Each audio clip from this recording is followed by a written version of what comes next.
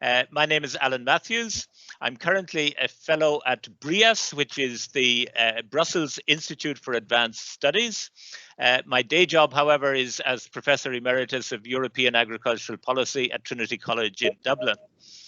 And this webinar is organised under the auspices of BrIAS. BrIAS is a new institute. It's co-founded by the two Brussels-based universities, Universiteit Libre de Brussel and the Vrije Universiteit Brussel.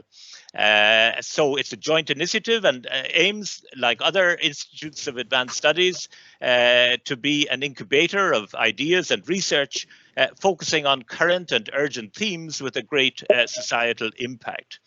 So BrIAS has chosen as its first interdisciplinary research theme the past, present and future of food, climate and sustainability.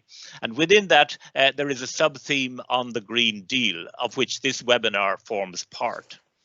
BrIAS is organising what I think is an exciting series of events, talks, workshops and forums around this theme, and further information and links will be provided in the chat if you wish to follow up.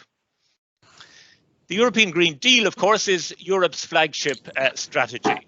The need to bring about a more sustainable food and agricultural system with fewer emissions, less pollution, better animal welfare, more space for nature and healthier diets is a central part of that strategy. Farmers will face more demanding standards. Consumers will also be asked to change their dietary habits. Trade policy is expected to be coherent and supportive of these Green Deal objectives. In order to prevent competition from imports that do not meet the same standards, to avoid the displacement of EU emissions and pollution abroad by substituting imports for EU production, and as a policy lever designed to raise international and global standards, the EU is discussing requirements that imports should meet similar standards as EU producers across a range of sustainability criteria, using instruments such as mirror clauses and due diligence requirements. These trade policy changes, of course, will have implications for the global south. And the EU, through its commitment to policy coherence for development, has undertaken to take the interests of developing countries, and particularly low-income and vulnerable developing countries, into account when designing its policies. So the purpose of our panel is to explore some of these implications so that the measures put in place can indeed consider the interests and needs of these countries. The timing of our seminar is actually particularly appropriate because on Thursday, the meeting of the Europe-Africa Summit will take place. And next week, the Agricultural and Fisheries Council will have its first opportunity to consider the coherence of trade and Green Deal objectives. So with that in mind, I have invited a group of panelists to discuss this topic with me. And in a moment, I'm going to introduce them to you. I suspect all of you by now are well used to the housekeeping rules for these online meetings. As Annette has put in the chat, I would ask you to keep your microphones off and indeed also your cameras, except of course for the speakers and panelists. You're encouraged to provide comments, ask questions, and indeed suggest useful links in the chat during the session. And as time permits, I'll be happy to take those questions and put them to the panelists in the Q&A session. If the technology allows, we would hope to save the chat and share it with you. And also, some of the panelists will use PowerPoint slides, and we have also agreed that they can be available to participants after the meeting. So I now turn to introduce our speakers and panelists, and I will do it in the order as I asked them to speak. I've asked each speaker to try to keep to around 8 to 10 minutes in order to provide some time for interaction and Q&A at the end. And to provide an introduction to the panel debate, I have really very great pleasure to introduce Mr. Thomas Brisset. Thomas is the head of International Trade and Investment Rules Unit at the French Treasury, which is the unit in charge of the issues related to trade and sustainable development. And you'll all be aware that France, the current holder of the EU presidency, has made coherence between agricultural trade and Green Deal objectives a priority of its presidency tenure. And his unit, under the authority of Deputy Minister for Trade, Monsieur Riester, deals with SPS issues, legislative initiatives such as CBAM, the Carbon Border Adjustment Mechanism, deforestation-free products, forced labour, and indeed the broad variety of the so-called mirror measures. So Thomas is really in an excellent position to give us a broad overview of what France would like to achieve during its presidency period. So to start off our discussion, Thomas, please, you have the floor. Many thanks. Well, good morning, everyone. Good afternoon, good evening for those far away from Europe. It's an honor and a pleasure to be with you this morning. I'm going to present how our topic will be dealt with during the French presidency of the Union. I will stick to a global overview of the issue in order to respect the obligation of impartiality of honest broker, as we say in Brussels, which are, of course, incumbent on the rotating presidency of the Council. I think that the abstract of today's event perfectly sums up the framework.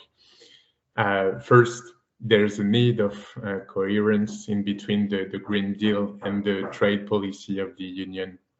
The Union is committed to the transition of its agricultural, food, forestry sectors to make them safer and more sustainable to respond to the major challenges of our times, namely climate change and the erosion of biodiversity, to make them also respond to the evolving preferences of society. Indeed, European citizens are increasingly attentive to environmental, health, social and ethical issues. And these challenges legitimately require to strengthen EU production standards. Second, it's necessary to avoid the displacement of EU emissions and pollutions abroad by substituting imports for EU production. This is an issue we are familiar with in the draft CBAM regulation, which is keeping us quite busy at the moment. It appeared necessary to put in place a carbon adjustment at the borders to avoid that the increase of the price of CO2 within the EU leads to carbon leakage, undermining our climate policy. Third, there's a need of policy lever, as you mentioned, to raise international standards. Here again, this is an issue we are working on with the CBAM, and we already can see that such tools, if carefully designed, help triggering greater coordination on these issues. For instance, the Turkey's climate envoy stated in November that the perspective of the EU CBAM helped Turkey to ratify the Paris Climate Agreement. Four, and this is a crucial point, how could we convince our trade partners that those measures are legitimate and non-protectionist? I think we've set the scene, and I'll try to answer this scene setting in 4 points. The first one would be to remind that mirror measures are not new. For instance, in agricultural and health matters, it has been forbidden in the Union since 1889 to sell any meat from animals treated with growth hormones. Another example would be the regulation on veterinary medicinal products, which came into force at the beginning of this year, 2022. and which provides that the prohibition of the use of critical antibiotics on animals and prohibition on the use of antibiotics as growth promoters will also apply to operators in third countries. Let me just emphasize that critical antibiotics are the one reserved for humans. Let me also remind that this approach also exists outside the agri-food sphere. One simple example here, the draft regulation batteries, which contains several proposals relating to the environmental performance. This fall within a renewed European approach that is worth recalling here in a second time. The communication issued by the Commission for the Trade Policy Review in February 2021 states, and here I quote, "Imports must comply with relevant EU regulation and standards. Under certain circumstances as defined by WTO rules, it is appropriate for the EU to require that imported products comply with certain production requirements." This was a first step.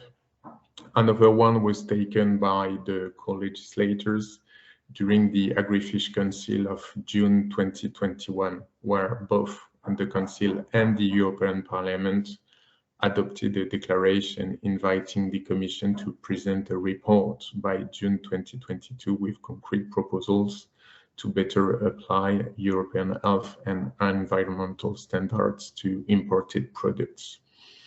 This work stream should be finished at the same time as the review of the EU Trade and Sustainable Development Strategy, the so-called 15 points action plan. This concordance of schedule is interesting because it highlights the two tools. On the one hand, autonomous instruments, and on the other hand, FTAs that are at the end of the EU, and both of which must ensure compliance with the principles of proportionality, of non-discrimination, as well as with the general WTO rules. Let me have a brief focus on those two tools. On the one hand, as I mentioned, there could be targeted tariff conditionalities linked to the sustainability of products within FTAs. Those measures that consist in linking tariff dismantling with the sustainability of products could be envisaged in trade agreements, but only when they can contribute to a legitimate environmental or health protection objective. In certain cases where third country practices do not ensure the sustainability of products, where they can be based on internationally recognized standards, when there is a tariff lever, and above all, in the absence of sectoral European regulation that would already apply to imported products. To say it otherwise, this underlines the interest of mirror measures that will apply whether there are commercial preferences or not. Those mirror measures also need to be designed in a full WTO compatible way. That is to say, when they are necessary for the protection of health and the environment at global level, and therefore it is necessary to be able to demonstrate the existence of a global problem on a scientific basis, and it is also important to be able to document the link of necessity between the measure and the intended objective. Of course, the fairness of this objective would be scrutinized by a WTO panel. In this context, the Union has started to work on an ambitious legislative agenda. We mentioned in the introduction the initiative on deforestation-free products, which aims to ensure that the products concerned, for instance, soy, beef, coffee, do not result in deforestation wherever they are produced. Similarly, in connection with the global initiative on sustainable corporate governance, which should be released, I think, next week, the Commission should also present a mechanism for withdrawing from the market products containing forced labor. There are also work streams envisaged. I'm thinking in particular of the future initiative on sustainable products, which is also expected to be released by the Commission, I think, by the end of this month. And this initiative will propose a set of measures relating to the circularity of products that might apply to all products placed on the European markets. One other example would be our system of MRLs, maximum residual limits for plant protection substance, that should be worked on. Finally, and to end this this inventory, mention should be made of the CBAM, because this is one of the central issues for the French presidency. We hope that we could rapidly conclude the debate around the draft regulation for an entry into force from 2023 and an effective implementation from 2026. That being said, let me maybe conclude with a note of optimism and a little poetry, maybe, which is rare for technocrats. John Donne used to say, "No man is an island entire of itself. Every man is a piece of the continent, a part of the main." Well, we think that this applies to today's topic. The increased attention of European citizens to environmental concern, their evolving societal preferences that I was referring to in the introduction, are not isolated but shared at a global level.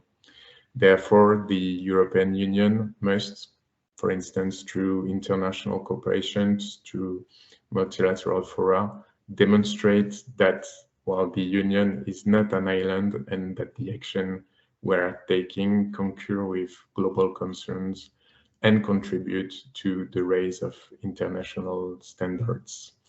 Many thanks. Thank you indeed very much, Thomas. I think you've really set out a very broad agenda under the French presidency in the coming months. And what's interesting is that you place mirror clauses within a much broader context of measures that the European Union could take to try to achieve these varied objectives. I'm now going to bring our panel into the discussion, and I'd like to first of all introduce Anneliese Zese.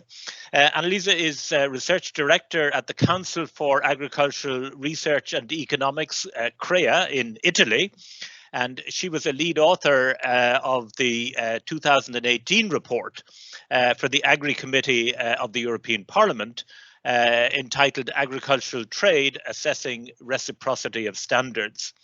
And she's currently a partner in the Horizon 2020 Trade for SD project, which is fostering the positive linkages between trade and sustainable development. So, Anneliese, if you'd like to share your presentation, and you have the floor.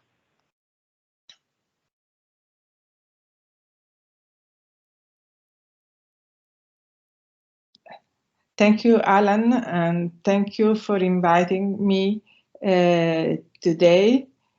And so I want to make this.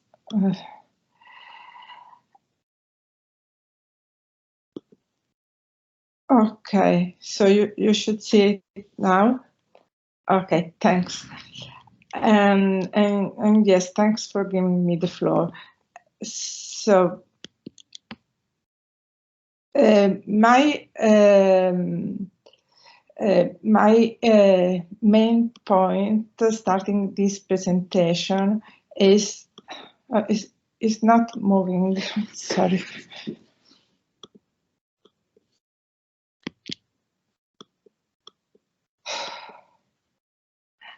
surveys like this, we just tried before starting the meeting.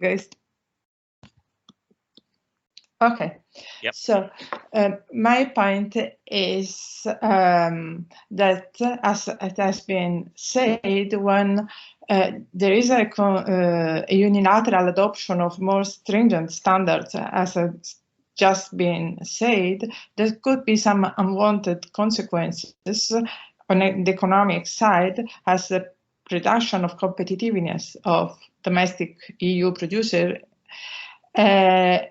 But, and I said here, in the short or in the medium run, because we have evidence that when there are stringent regulation, there is also a push towards innovation that, and so in the long run, there can be a positive advantage, a comparative advantage of the country that has set more stringent standards. And we know that also from the energy sector or from other sectors. And there can be a possible pollution leakage if there is an increase of production in foreign country. So there are no change in the domestic demand. And this would limit the global efficacy of the policy. But this outcome, and this is my real point, depends upon several factors that altogether affect what would really happen in the EU and outside the EU. And so the first factor is the impact of the policy on the domestic market. And we will see a range of instruments that we have in order to reduce the emission or reduce the use of pesticides. And not all these instruments have the same impact in terms of production. We know, for example, from the data on leakage of phosphorus or nitrates, that we use more fertilizer of what is needed in many areas of the European Union, or more pesticides of what is really needed. So it's not sure that we will have a decrease, in all cases, a decrease in domestic production. And that's also price elasticity of domestic demand. A difference in pollution intensity and regulation between countries, of course, the level of price, the trade policies that are in place, the degree of harmonization of standards, and the availability of new technologies. If we can substitute what we do not use through precision agriculture, so we can use less and have the same productivity or more, or if we can introduce, for example, not to open a debate on this now, but new breeding crops that comes from new breeding techniques that help to avoid abiotic or biotic stress, then it could not be a problem to reduce the use of pesticides or fertilizer. So it depends from the technology, from the availability of new technology. And then I was saying the impact on production and trade of each policy instrument is not the same. If we think to border mechanism, carbon pricing, of course, this can have the highest impact in terms of domestic production and the higher impact in terms of leakage of pollution in absence of other trade regulatory mechanism. The same on if we talk about ban on key products. And so this is all a scale from the highest to the lowest, and that is possible. So the policy mix is very important. If we think, for example, about there are some examples, for example, the emission reduction fund in Australia that is subsidies to avoid emission. Of course, this is not affecting competitiveness. And the same, I would say, for maximum residual levels. Standards are not new, and there is a lot of research on the impact of standards on developing countries. And we know from this literature that they can both stimulate or reduce trade. The evidence is not univoc. This we can say with certainty. They can be non-tariff protectionist instruments, but they can also reduce transaction costs, information asymmetries, and negative externalities, and then stimulate demand, supply, and trade. And they have helped developing countries to enter in the global market. They have changed the structure and organization of the value chain. They have made producer closer to consumer. They are an incredible way to spread information. And empirical studies have documented mixed effect on smallholder inclusion, but most positive effect on farm income, food security, rural development, also on gender inclusion. But we have to remember that the economics and the politics of standards are difficult to separate. So what can be optimum in one country cannot be optimum in another country. And so harmonization and the regulatory approach do not always have only benefit. And this benefit would be higher if the countries shared the same objectives in terms of environmental policies. So that, I think, is the first level of rapprochement that we need. So, and as has been said in the first intervention, there are several measures, trade policies that can tackle these environmental related issues, and they are all in some way, they have all or are all in place in somewhere. So there are tariffs, so there is possibility to raise tariffs for products that do not respect some rules, but these are very difficult to apply without entering in new multilateral negotiation. Preferential quota have been used, for example, with the US in the dispute on hormones. And then the mirror clauses that has been said should be not discriminatory and necessary and proportionate to reach the environmental objective, verifiable and measurable. And we had several examples. Hormones, they most concern disputes between the EU and the US, and the meat sector. Beef with hormones, pork with ractopamine, poultry processed with pathogen reduction treatment. Then we have the MLRS, and we have also GMOs. And here I have noted also the sustainability certification of biofuels, that I think was a very interesting experiment where that was started 10 years ago with a directive on biofuels with RED, where biofuels imported in the European Union should not come from cleared forest and other environmental. And this, in my experience, I can say that had a strong was a strong push in Brazil, for example, to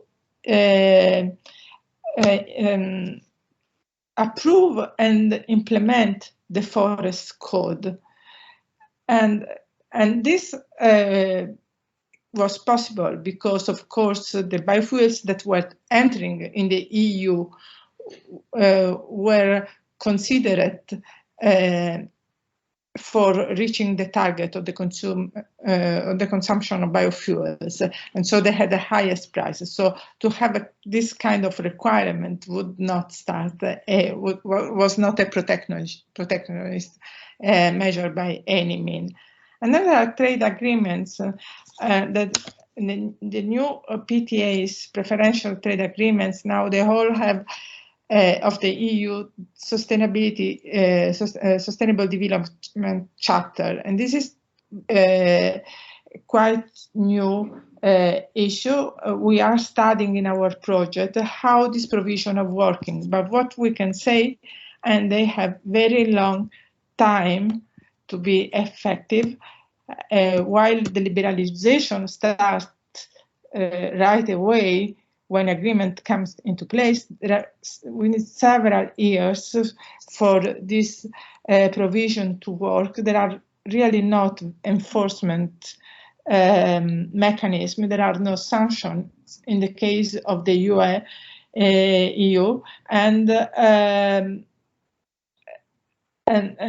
but this is something really that needs to be further investigated as being a very new approach. And going to the mirror clause, it has, of course, advantages and risk. It has the advantage to level the playing field, to push upward social and environmental standards outside the EU.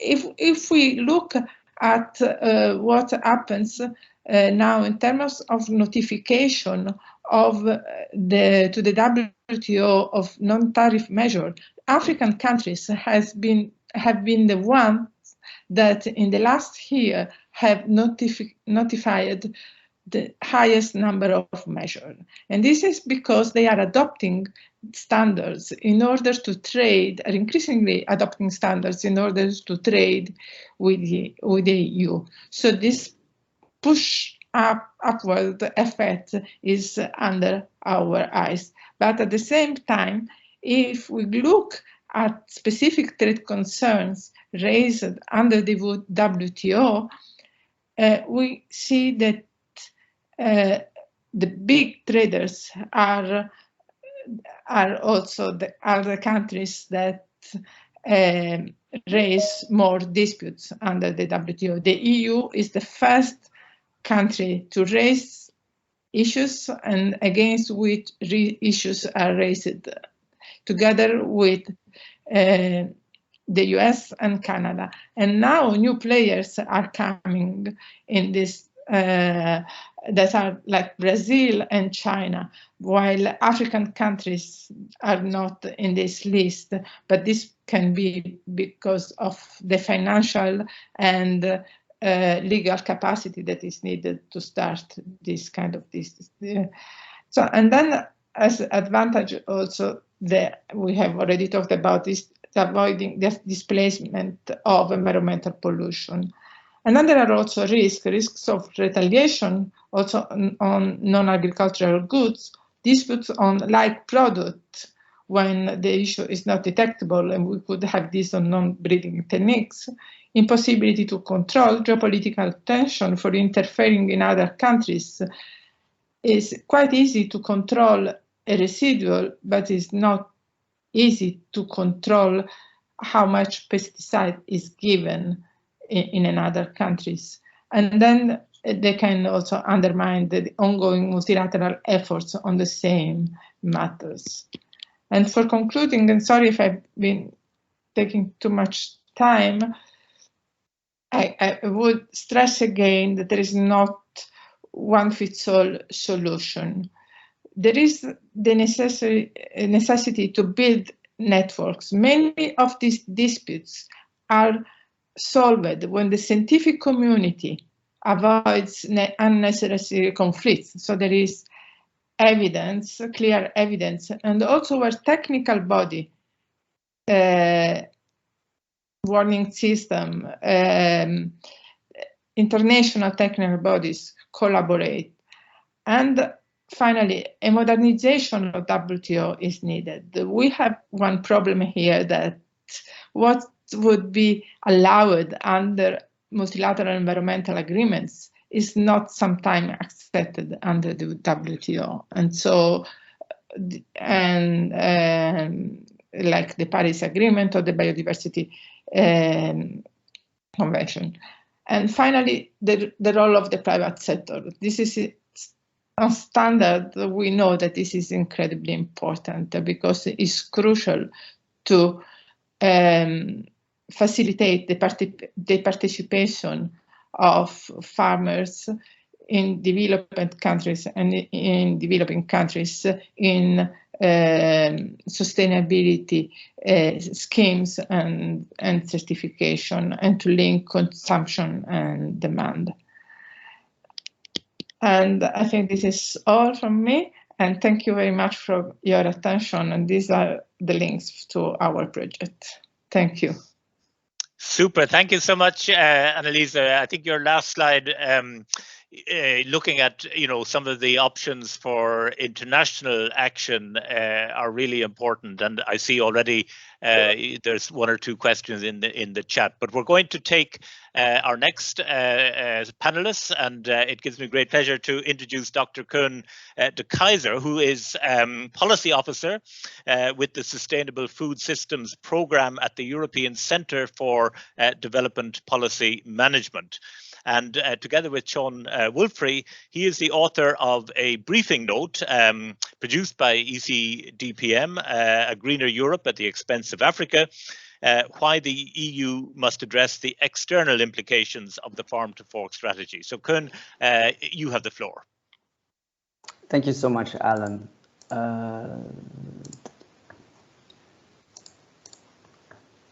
Technology-wise, am I good? Is my presentation it looks good, yep. Great. So hi, good day, and thank you for inviting me. I'm delighted to engage with the discussion and present our brief on the Farm to Fork strategy, especially as it relates to Africa. I hope to stay within the good graces of the chair and keep to my allotted time limit. Content-wise, I will present the gist of our brief, provide some policy suggestions, and give some key messages. And I look forward to the Q&A as well. I will first delve a bit into the discussion of what impacts the Farm to Fork might have, as this will determine its impact on trade flows with external food system. There's considerable debate on this, and in light of this, I give a brief presentation on Farm to Fork ambitions, as we discussed in our brief. So the Farm to Fork has four broad ambitions: sustainable production, sustainable food processing and distribution, sustainable food consumption, and food loss and waste prevention. It presents as well a few quantitative targets. These targets are mostly related to food production, regarding less pesticide use and more land under organic farming, for example.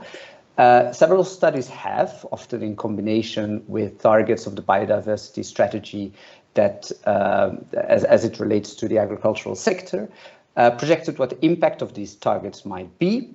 There is general agreement between the studies that there will be clear environmental benefits, so less greenhouse gas emissions, less ammonia, less nitrogen surplus, but also less production, and this might be particularly relevant for the trade dimension of the Farm to Fork.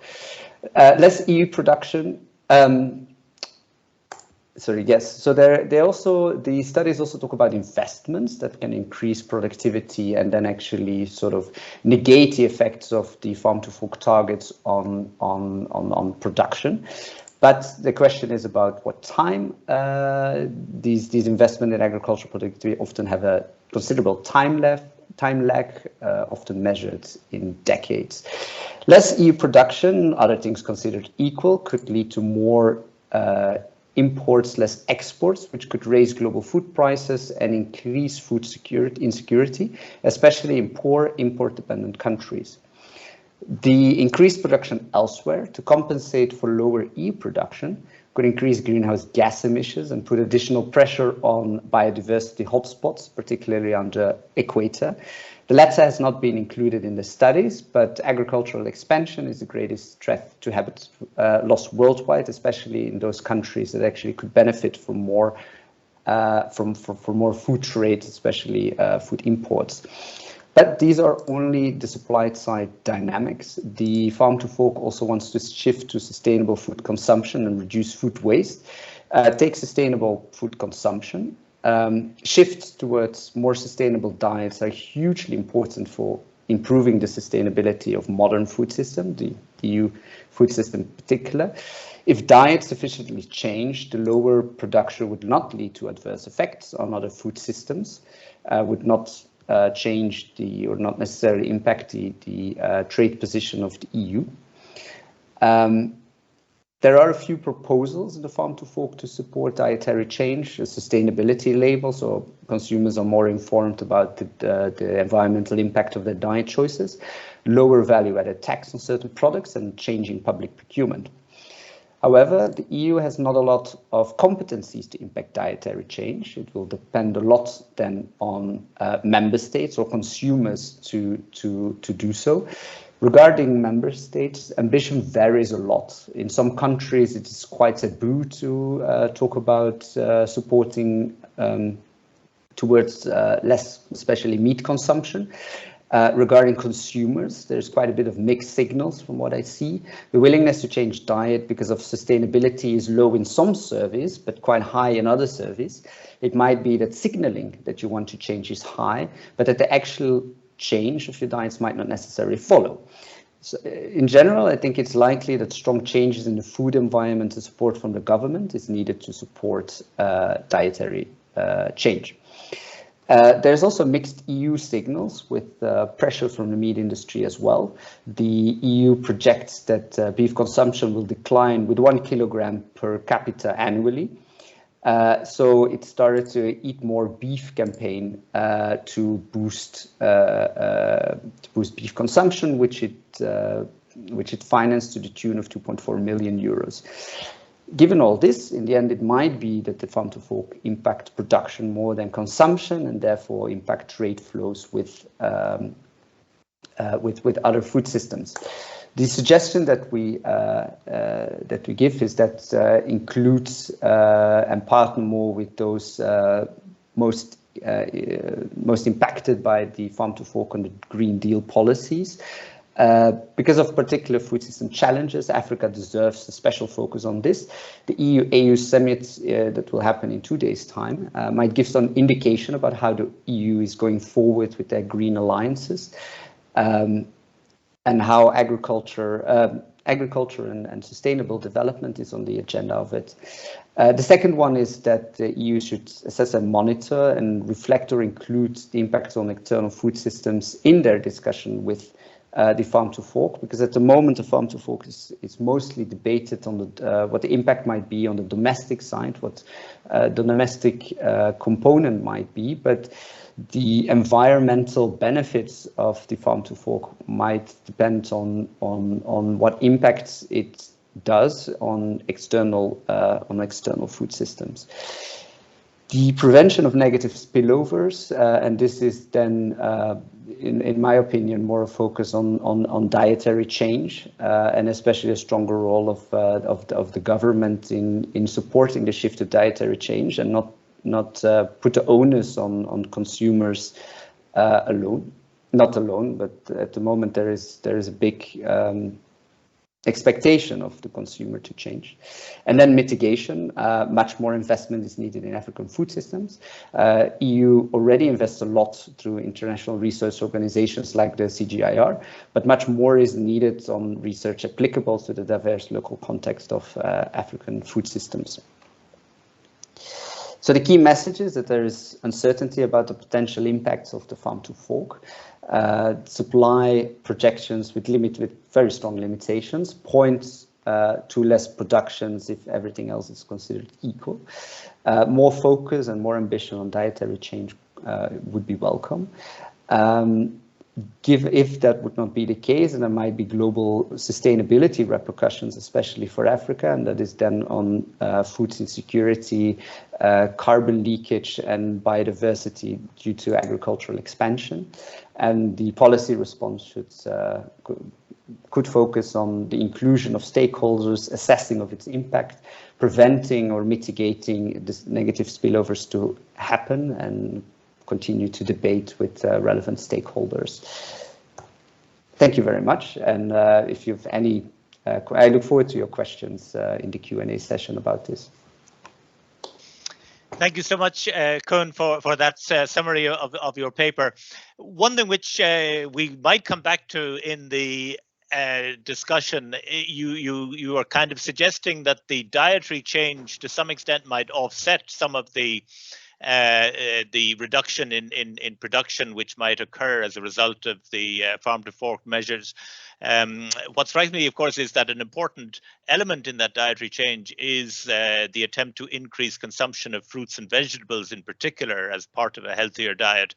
And of course, some of that will come from domestic EU production, but we could also expect some of it to come, in particular, let's say, from African and Asian producers, and that has implications, as you've pointed out there, for water, for land use, for labour conditions, pesticide use, and so on. So we may come back to that later in the discussion. But thank you for that intervention, and let me now go to Alan Buckwell. Alan is formerly Professor of Agricultural Economics at Vrije College in the UK and Policy Director at the Country Land and Business Association. But in his present role, he is a part-time associate at the Institute for European Environmental Policy. I suspect most of us regret the fact that the UK is no longer a member of the European Union, but one of the things it does allow, and which quite a lot was made of in the referendum discussions, was the fact that it would allow the UK to establish its own regulatory standards. Now, whether that's a myth or a reality is not for our discussion, but part of the work that Alan is doing at the moment is a project commissioned by WWF UK, which aims to explore policy options to promote environmental standards in UK agri-food trade. So, Alan, we're going to look across the channel and interested very much to hear what you have to say. So you have the floor. Thank you, Alan. Can you hear me? Yeah, it looks like it. Thank you for this chance to expose this quite small project, a 6-month project commissioned by WWF, which IEP is working on together with Tulip Consulting. And as Alan said, the context for this is the fact that the EU, the UK post-Brexit now has the opportunity to set its own agricultural, environmental and trade policies. And the rhetoric, the political rhetoric, is certainly that the UK seeks to set the highest environmental standards, but it's also keen on a trade liberalisation approach. Now, in looking at this and looking at the issue that this conference is focusing on, as to whether high standards domestically can displace trade and environmental impacts, WWF have specifically steered us to focus not so much on trade agreements, although the UK is seeking to negotiate free trade agreements with a number of important agricultural exporters. But our task is to focus on the idea of promoting national mandatory core environmental standards, where the concept is that these should apply both to domestic and, I'm trying to make my slides advance, there we go. These should apply to both domestic and imported products. So the core questions then are, which standards are we talking about? And the hope is that we can dig down a bit deeper than making the generalized points to identify some specific case studies. So for which standards should we do this? And how can we then design these standards that achieve the objectives we're setting out, plus are compatible with global WTO trade law and practice? And having designed the standards, how does one go about consulting with trade partners to eventually bring about implementation? So the objective's clear, and it's also clear that whilst the WWF concern is to reduce environmental damage around food consumption, both domestically and globally, they're not specifically concerned with farmers' livelihoods, but of course that's an important factor in the acceptability of these policies. So when we look at the environmental issues, of course, there's the choice from climate, biodiversity, improving soil health, and diminishing water and air pollution. These are sort of the main headings that we think about land management affecting the environment. It's fairly clear that when you look at the interface between these issues and trade, that we have to focus on global and not local environmental issues if we're talking about potentially restricting trade. Now, it seems relatively straightforward that climate is, I think, undoubtedly a global issue, and I think there's enough discussion and debate and conventions to make the case that biodiversity depletion is a global issue too. It's less clear when we move on to soil, water and air pollution when these local issues become global. And in particular, when you look at the policy measures that are put in place to deal with the environmental issues, to deliver the standards that are set, it turns out that dealing, for example, on climate, the way you go about that can, of course, have important implications for biodiversity. So that distinction between global and local is not as clear, perhaps, as it first appears. The stage we're at really is raising questions as we dig down. How are these environmental standards expressed? What policy instruments give effect to the standards? And it turns out that for most of those environmental resources or media, this is quite complex. How does one demonstrate divergence between domestic standards and the standards that apply in exporting countries? In some cases, it's straightforward. They could be a binary issue, that a pesticide is approved in one territory and not in others, and this sets up a different production context in each. In others, the environmental standard may be expressed quantitatively, and so we're going to be looking at this for nutrients in the sense that the European Union and the UK apply restrictions on the kilograms per hectare of nitrates that may be applied to stay within the nitrates directives and the Water Frameworks Directive. And there might be ways that countries devise of setting quantitative limits on greenhouse gas emissions, kilograms per hectare or per tonne of product. Although it's noted that environmental organisations are quite nervous of specifically focusing on that issue. But many of the standards manifest themselves in a multiple set of management requirements imposed on farmers. And of course, the way these are set and which ones apply and how they work can often be quite context specific. So comparing these and trying to compare the stringency between countries is not necessarily very straightforward. And of course, you then have to make the connection between the environmental standard and policy and the farming system that it applied to then talk about the traded commodities and products that are affected by these. And again, the connections in that process need to be teased out. And so it raises the question that if we're imposing, if we're setting about creating a core environmental standard which applies to all domestic consumption, domestically produced and imported, what risk assessment will be needed to justify the imposition of such standards to demonstrate the scientific basis that we are achieving an environmental objective of global concern by this measure. And a further issue which Annalisa has drawn attention to is maybe the case for core environmental standards diminished if the domestic high standards are paid for, if farmers are paid to adhere to them. That requires a little bit of teasing out, but it may or it may not diminish the case. This needs arguing. We're planning to focus on 2 or 3 specific cases, and the most obvious one that most people talk about is pesticides, and within that a particular case is the neonicotinoid pesticides, the systemic insecticides, 3 of which have been banned for outdoor use in the EU because of their harm to non-target organisms, especially pollinators. So in a sense, by not approving this product in the EU, and the UK has adopted the same legislation, then this is a way of setting the environmental standard in relation to one aspect of biodiversity.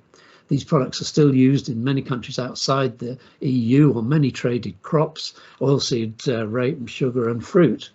And the interesting thing is that these products may be detectable on the raw product, but may not be on the processed product, the oil or the sugar. And there's the issue of whether maximum residue levels and import tolerances have been set for these and what they are. But also the existence or not and the content of backup management requirements. The UK and Europe have quite a long list of agricultural practices which are to do with the application of pesticides, which our farmers are required to adhere to. And again, this can, in a sense, set the difference between the standards applied one country to another. And so these regulations constitute potentially short-run costs on farmers, and Lisa made important points that the impact on competitiveness is likely to be time-dependent and maybe less pronounced in the longer run when there's more adjustment. These pesticides haven't always been available. We used to produce oilseed rape and sugar without them, and we will, in future will no doubt be doing the same. The playing field then has to be looked at both from an environmental perspective and an economic perspective. And in a sense, having identified and made the case of a difference in the standards being applied, and the case that this may impact on trade and may impact on environmental performance domestically and abroad. We then have to consider, well, how are we going to apply a set of core environmental standards? And this takes us into the WTO and legal issues. And I have to say that our partners on this project in Tulip are the experts on this. And I know there's several people on this call who know these issues better than I do. But clearly, we have to stay within WTO law and practice. And so this means justifying these measures as an exception, avoiding discriminatory treatment. We have to be able to provide the evidence that the core standard contributes demonstrably to environmental objectives, and we would presume that we would. It's always preferable to allow the way of achieving the standard in exporting countries to them, that what matters is the achievement of the standard and not how it's achieved. So our aim is to try and make some progress with 2 or 3 case studies. The first one will be the neonics. The next likely one is on nutrient applications. And we're still struggling to define what the standards might be for climate, but we think we need to look at that. And we're also asked by in this project to consider the place of voluntary standards in this process. And finally, also to mention the developing country implications, which I haven't mentioned, but there's others on this call who are talking more about that. And of course, the final stage of this process is the required green diplomacy to get these issues up the agenda and into operation. So that's the lines along which we're thinking, and very interested in any comments you have. Thank you for your attention. Terrific, Alan. Thanks so much for raising those issues. This question of distinguishing between global and local public goods, something which Thomas BrIAS also mentioned in his introductory remarks, is clearly, as you point out, not necessarily a simple issue. Although I guess there's always a question of starting with those standards and production practices, which are the obvious ones. I guess animal welfare should be added to the sort of general basket that you've mentioned there. But you did mention pesticides, Alan, and our next speaker is Christina Mensa, who's going to talk specifically to the pesticides issue. Christina has worked for several years as an advisor in the agricultural trade team at GIZ, the German Agency for International Development, is currently a consultant in international agricultural trade and agricultural policy matters, as well as trying to fit in doing her PhD at the University of Hohenheim. So Christina, the floor is yours. Thank you very much, Alan. So I hope you can all see my presentation. Yep, that looks good. Yep. Okay, great. So thanks a lot for inviting me. And as you've said, I will talk a bit about pesticides and the effect of mirror clauses on developing countries. Now, we heard quite a bit about mirror clauses today, and I will just give a bit of a background on the issue here. So the EU market is still one of the most important markets for products from developing countries, especially concerning fruits, vegetables, nuts, seeds, coffee, and cocoa. And pesticide residues are an issue, and when we are looking at the data, they are becoming increasingly an issue when we're looking at data from the EU border. And this is also not only, but also because the EU has not renewed the approval for several pesticides in the past years, because they were seen as threatening to human health, or, as mentioned before, a threat to the environment. Now, what we also have heard, the EU has some of the strictest import requirements for pesticide residues, and there are two perspectives here. So first of all, we have concerns that are often raised at the WTO level by different trade partners, also developing countries.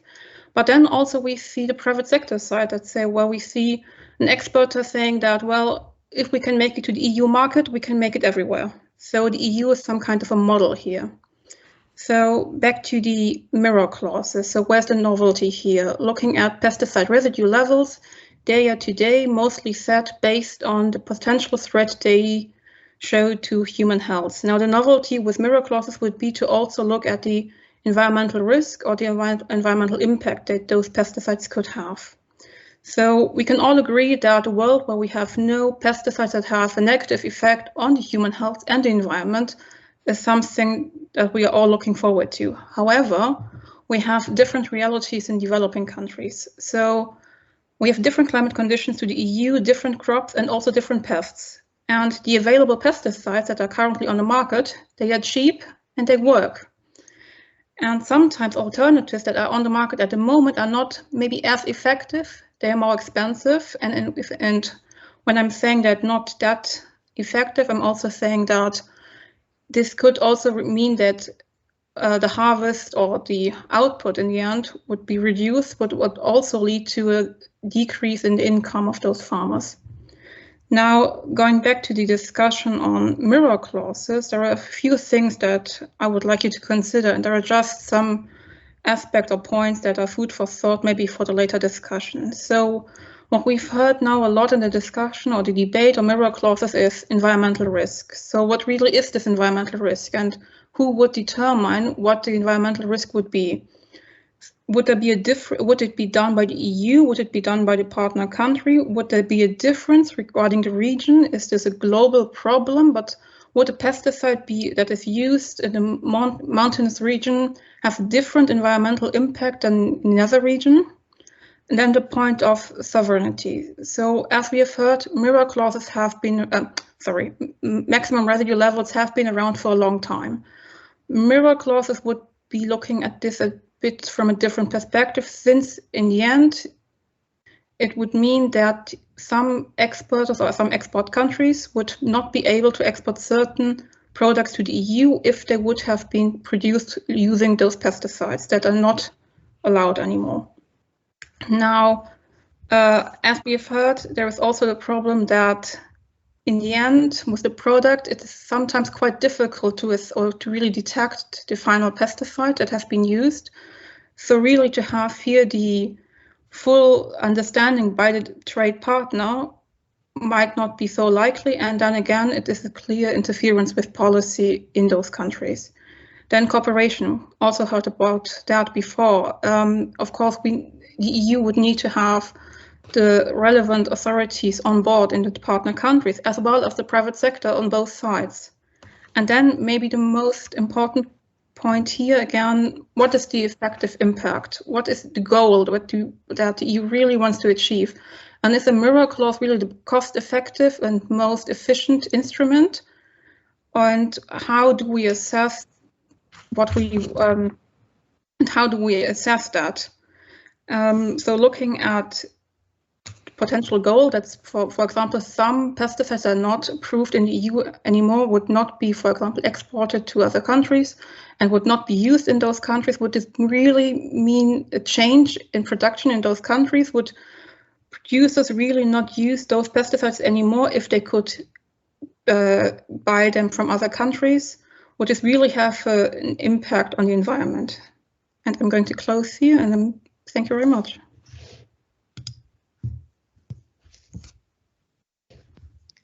Thank you so much, Christina. You've brought the discussion very nicely, focusing on particularly on the developing country angle, which I think is particularly clear when it comes to the pesticides issue.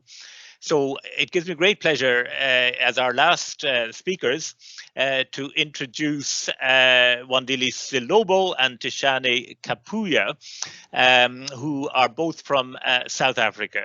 Wandile is Chief Economist of the Agricultural Business Chamber of South Africa, as well as a Senior Lecturer at the Department of Agricultural Economics at Stellenbosch University.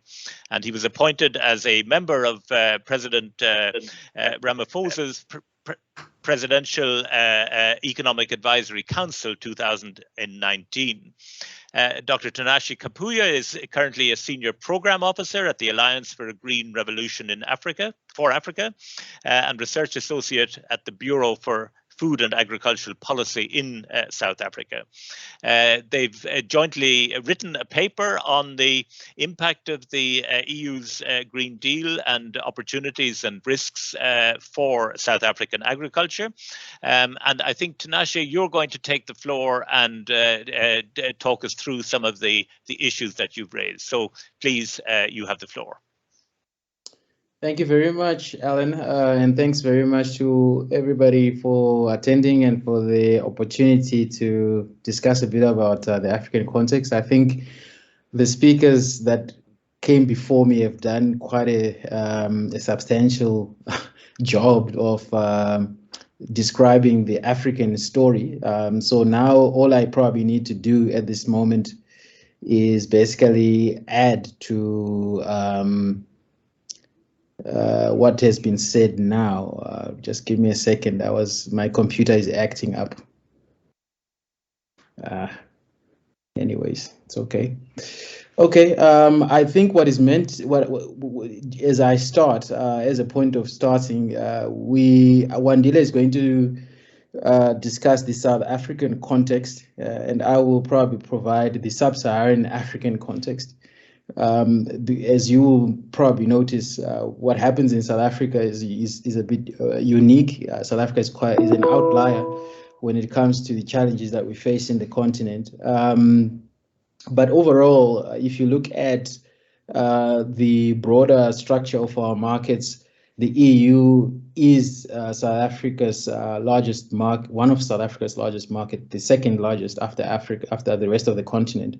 And within the African continent, a third of our exports globally actually find their way into the EU. So the EU is quite important in our markets. What I'm going to try to do quickly is just to highlight the challenges, risks, and opportunities that we have previously articulated, maybe add a little bit more insight to what we had already written. So as you might be aware, Sub-Saharan Africa has some very unique features. We're quite different from the rest of the world in that we use, our input usage is quite low compared to the rest of the world. We have millions of smallholder farmers who are typically resource poor. And if you consider some of the most startling facts that characterize our continent is we have 20% of the world's arable land, but we only account for 2% of the total fertilizer usage globally. On average, fertilizer usage in Sub-Saharan Africa is around 18 kilograms per hectare. The African Union's Abuja Declaration had targeted 54 kilograms per hectare, but even that is far less than the world average, which is, I think, 137 kilograms per hectare. Africa accounts for, I think, around about 2% of global pesticide use over the past 30 years. So we are not very intense in the use of pesticides. And if you look at our global greenhouse gas emissions, they are probably, as Africa, we account for less than 4% compared to countries such as China, which are over 20%. The US is also around 20%. I think the EU is probably around 13%. But we are a very marginal player in terms of GHG emissions. And to top it off, most of Africa doesn't use GMOs. South Africa is an exception because 80% of all commodities produced in South Africa are probably GM commodities. But most of Africa, maybe Burkina Faso, they use BT cotton up there in West Africa. But outside of those two countries, GMs are basically very, very restricted. So we are still using some of the more antiquated germplasm. In an ideal scenario, this would perfectly place Africa to capitalize the opportunities that are being presented by the Green Deal. But we see evidence of that happening in certain aspects of our markets. For example, if you look at grass-fed beef exports from Botswana and Namibia, for instance, the exports of organic fruits, nuts, and vegetables that are coming out of Kenya and Mozambique and maybe some parts of South Africa. However, most of this is still very niche and not mainstream. And the question then is, are we able to expand these production systems to reach scale? Because market opportunities so far have been limited in those areas, but because of infrastructure and lack of competitiveness in the rest of our conventional production systems, you find that most of our smallholder farmers are not very, very competitive. So over the past 15 to 20 years, Africa has been pursuing some version of a green revolution. We are trying to promote widespread use of inputs, modern inputs, including fertilizers, and modern seeds, and so forth. And the general recognition is that we need to increase our yields significantly in order to resolve the food insecurity challenges that we face in this continent. So we are really at a crossroads. Some argue that we need to abandon the green revolution and follow the agroecological approach, while some say, look, we need a combination of both approaches, given that our productivity is pretty low. So it brings me to maybe describe some of the key challenges that we face. You can basically look at them from a systems level to household level. And at a household level, what we normally have is lack of resources. So most of our farmers are very resource poor smallholder farmers that cannot afford some of the certification costs that are required in order to become part of these regional and global value chains. And because of the lack of resources, they are unable to comply with some of the costs that are typically imposed on value chains and production systems. So, and our experience with the Green Revolution, or the attempt to a Green Revolution that we have done in the past 15 years, is most of these smallholder farmers are averse to new technologies. They don't want to adopt new technologies and production practices. It's typically a challenge. Adoption rates are pretty low, maybe less than 30%. And I think typically the reason why that is happening is mainly because many governments across Africa have poor extension systems that have not provided maybe the level of effective outreach that we need to ensure adoption of new technologies. So if you look at maybe system level challenges, many countries in sub-Saharan Africa have what I would say policy related challenges, which is part of the system level challenge. We do not have implementation capacity to implement many of the reforms that are needed to make our business environments more conducive. So for instance, we may have policies and regulations that are in place, but governments have struggled to enforce and implement those reforms, either due to inadequate interagency coordination or lack of adequate knowledge or lack of technical and human capacity of the mandated institutions, amongst a myriad of other factors. One of the second system level challenge, obviously, is the infrastructure. We have supply chains that are prohibitively, or that are uncompetitive because of prohibitive costs of moving food from production to consumption areas. There are some structural and binding constraints that have limited our ability to fully pursue a green revolution. And those structural constraints will remain a stumbling block that will prevent us from fully adopting and capitalizing opportunities that are coming out of the Green Deal. Now, if I can move quickly to the risks, mainly the risks that we are picking up as a result of the Green Deal from an African perspective, market and policy related. Of course, we have these compliance risks that have been mentioned by a number of speakers that came before me. But most of these risks, as we foresee, are regulatory reforms. So from a perspective of adoption and compliance, so typically when you have regulatory reforms, it normally translates to non-tariff barriers and higher compliance costs, which I think most of our farmers are unable to meet. Obviously, accessibility to the EU market and global markets is going to become increasingly difficult, given that most of our farmers are already marginalized, and this will have a very big impact on their incomes, negative impact that is. One of the things that we are also realizing, and I'll probably have a chance maybe to later on during the discussion, is that when these reforms kick in, I think we foresee complications in the utilization of quotas under the existing economic partnership agreements, because producers might shift to new products or to new forms of processing, or not so much of the processing, because to avert some of the penalties that might come with new regulations. So we suspect that there might be complications around the quota utilization. Technical regulations will likely make entry into the export business significantly more complicated, especially for small firms, and that may widen the gap between the small and large players in the agriculture industry, of course.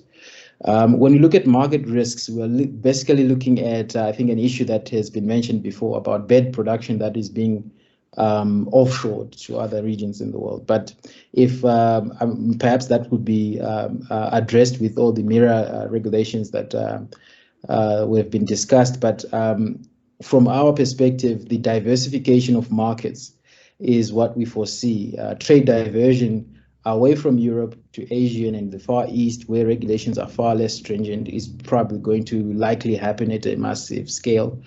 The only challenge is that diversifying markets is not very easy. It took, I think, 30 years for South African citrus growers to increase their market share from 35% to 40%. So it is a very long-term investment, significant levels of investment in new supply chains, which will lead to loss of incomes in the short to medium term. One of the key concerns that we have, which I think may not have been discussed, but it's an issue that I would like the audience to keep in mind, is that when it comes to the Green Deal, it's not just about Africa having difficulty accessing the EU markets. I think it's also the imports that we will receive from the EU. One of the things that we are not sure of is how the common agricultural policy could evolve as the regulations that are coming out of, for instance, the food and nutrition components, as they are worked into the Green Deal, that we might see incentives that are going to shift markets and increase production and trade distorting support. I know Koen mentioned in his slides support to farmers and SMEs, and Alan mentioned how farmers are being paid to adhere to environmental standards, and we fear that a Green Deal with heavy regulations will, in essence, promote the adoption of practices that will increase subsidies, trade distorting subsidies. We know that they had already grown to 1.8, well, they are expected to grow to 1.8 trillion by 2030. And this was a calculation made from a study before the Green Deal had kicked in. So we expect the Green Deal to significantly add some of these trade distorting supports. How will this negatively affect Africa? I mean, we have always lamented unfair global market landscape at the WTO, and we fear that the Doha development agenda at the WTO will become less relevant as we deal with these new generation issues such as climate change. Potential solutions, I think there are probably a few. The EU will have to perhaps support Africa with some form of funding and technical support to build capacity that can allow institutions in Africa to enforce and implement some of these regulations. The hope is that even as the EU tightens its regulations, a phased approach is undertaken to give governments in Africa and farmers and private sector sufficient time to adapt to the new systems. As you might be aware, policy cycles in Africa take extremely long, but with the fast pace of changes in the food system, obviously we'll be forced to adapt quite quickly. I'm going to pass to Wandile. I don't know if I'm past my time. I forgot to turn on my stopwatch, but I was just about to jump in, but I would like to hear from Wandile, please. We are one of the drawbacks of having so many interesting talkers is that we are going to run out of time. So, but please, I would be very interested to get your particular perspective, Wandile. So please take the floor. Yeah. Yeah, thanks, Alan, for that. I think Tinashe has covered great ground of how we think about this from our side. So I won't really hold or add any much onto that. The only thing I would say, though, is that the story that he painted, which is the African perspective, it tends to slightly differ when you come to the South Africa context. Because South Africa is a unique, in a way, agricultural system than part of the African continent, in a sense that you have these large industrial farmers that are, I would say, they producing pretty much 90% of the food production in a country. Then you have the smallholder farmers, which are doing about 10% or so. So the heavy chemical use, heavy fertilizer use is all really concentrated on that 90%. And these are folks that are also formulating that strong link between South Africa and the EU, because we're a country that's exporting about 27% of our agricultural products, which is largely the stuff that Christina was referring to, the fruits and the nuts and the wine is going to the EU market.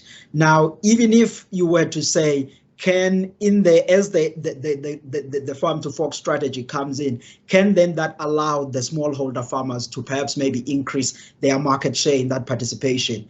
And again, I think they will be faced by similar challenges that Tinashe was saying, because the reason they are not participating in exports even today, it has a lot to do with the transaction costs of moving their products, all of these remote areas of South Africa, and getting them to the ports in the right quality. And the additional point then to that, it has to do also with about the productivity, that just in general, because again, with South Africa having in volumes terms been able to lift and grow in as far as the productivity, large part of that productivity lies in on a heavy chemical use as well as the fertilizer use. And we were just joking about that even now, because we are in a cycle where fertilizer prices globally are plus 60%.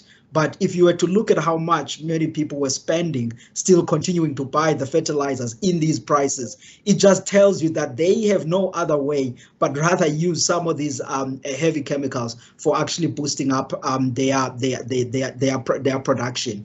And the other discussions that are happening in South Africa, both now wearing my hat on a government work as well as just on a researcher side, is this heavy push on opening up the Asian markets. There's tough discussions that are already happening between South Africa and China. There's a lot of discussion on expanding to Japan, and also South Africa is working with the Middle East on opening up on those markets. So people are seeing this risk, and they are understanding that they are not going to be able to follow suit, at least in the near term, with what the European Union is putting on the table. And then they are saying, how can they quickly open up and widen their access in Asia as well as the Middle East? And those are the practical things that in the business community and in government are happening as we speak in South Africa. What I will do, Alan, I will put our short note in the text box, and then let me just stop there and bring it back to you. But thank you so much for having us in this panel. That would be a great idea, because I did personally find it a very informative piece, and thank you to both of you for bringing us that voice from the African continent. Now, you've all left me with a dilemma. I have been really interested in all of the contributions, and I think every one of them earned its place and made a really helpful contribution to the debate. But the debate itself, I think, is going to have to take place on another day. I did promise folks that we would end at our allotted time at 1 o'clock, and we are almost there. I'm going to take one question, and I don't know which of you is going to take it from the chat, which I think is an interesting issue. Christina raised it, a number of you raised it in passing, which is this interaction between public standards, whether they are trade preferences, whether they are mirror clauses, and private standards, which has come up in the chat. And someone suggesting, I think Elaine it was, suggesting that the multiplicity of private standards in itself is a non-tariff barrier, if you like, and creates difficulties for exporters. And that indeed, if you had, if this was replaced by a sort of single public standard, it could actually make life somewhat easier for exporters. But that general interaction between the public standards, the private standards, of course, if you go the due diligence route, you're putting all of the responsibility on private actors to check the sourcing of their materials and the legitimacy of inputs along the supply chain. I don't know if anybody has a sort of a last minute comment just on that interaction, or how you think that should be taken into account in the way in which the EU proceeds in looking at these issues. Anybody want to take that one? Annalisa, I don't know whether you had a little bit on the private standards at the very end, I think, in your final slide. Is it fair to maybe ask you to just make that final comment? Well, one thing that I think has to be said is that actually private standards to trade with the EU are more stringent than public. So there is an issue of non-coherence between the two. And the EU, I think, could do a lot to help countries to comply with standards, because complying with standards means to have laboratories, to have skills, capacity, to have traceability, and I think there is a lot to do for the public sector and for European cooperation policy on these sides, not leaving all to the private sector.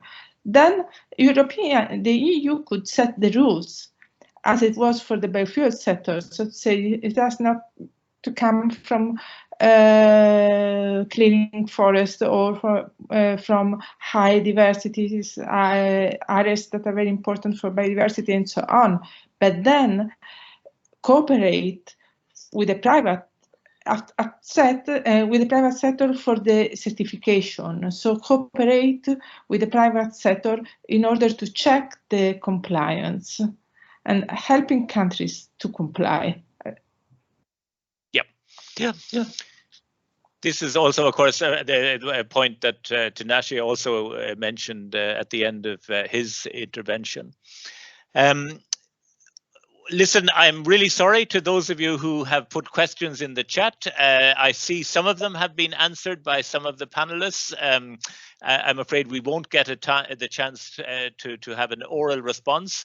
I will try to save the chat, and hopefully we can share those questions with people. I'm just going to say a big thank you to all of those who have contributed to the debate, to my panelists. I think it was you've raised really a very wide range of issues, and that's part of the problem here in terms of just there are so many issues to be considered, and this debate will continue. It will continue under the French presidency for the next 6 months, and I'm sure well beyond that as well. Very specifically, there will be a meeting next week organized by the European Landowners Organization, which will again look at some of the external implications of the European Green Deal. I'm going to make a presentation to that myself, and I think the link has been put into the chat earlier on, and that again is an open meeting. Everybody is welcome to attend. I want to finally thank BrIAS, the Brussels Institute for Advanced Studies, for hosting this event. I said at the outset that this is part of a broader research theme which the Institute is exploring in these months around food, climate and sustainability. Hopefully you might take a look at some of the events that are planned for the coming months, and again you will be very welcome if you find any of them of interest to participate.